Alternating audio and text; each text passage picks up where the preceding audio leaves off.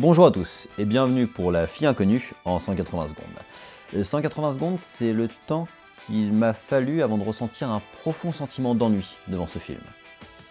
En compétition officielle et sortant le 12 octobre 2016, réalisé par les frères Dardenne, La fille inconnue nous raconte l'histoire de Jenny, une médecin généraliste qui refuse d'ouvrir la porte à une patiente sonnant tardivement après la fermeture du cabinet.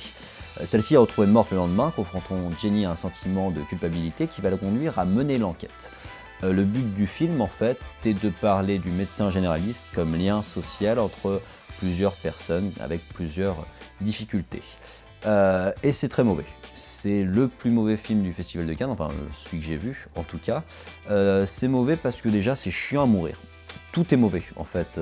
J'arrive en général tout le temps à trouver un point positif. Vous allez voir qu'il y a pas mal de chroniques sur le Festival de Cannes que je vais vous concocter. Et même quand les films sont ennuyeux, il y a toujours un concept fort, quelque chose d'intéressant. C'est pas le cas de ce film. Je trouve que tout y est loupé. En fait, il n'y a pas un seul point positif. Le scénario et les dialogues sont excessivement mal écrits.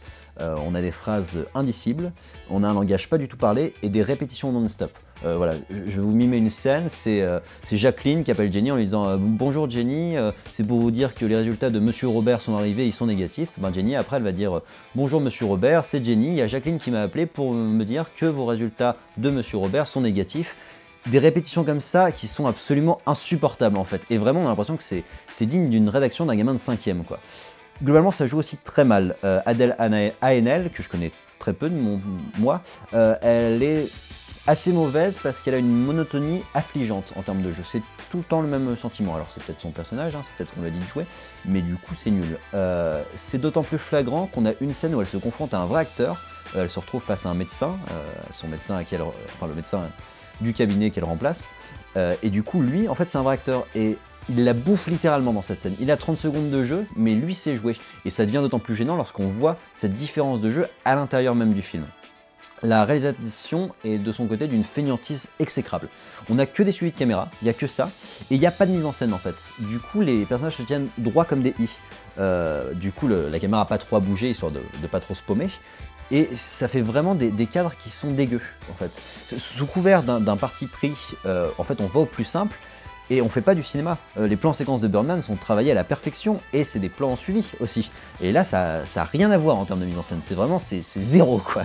En plus, je vous parlais des acteurs qui jouent mal, je tiens à revenir sur La fille inconnue, du coup, tout le film est basé sur elle. Elle a une seule scène, où du coup, elle arrive, elle sonne à la porte, on voit que ça. J'ai rarement vu quelque chose d'aussi surjoué, c'est vraiment le...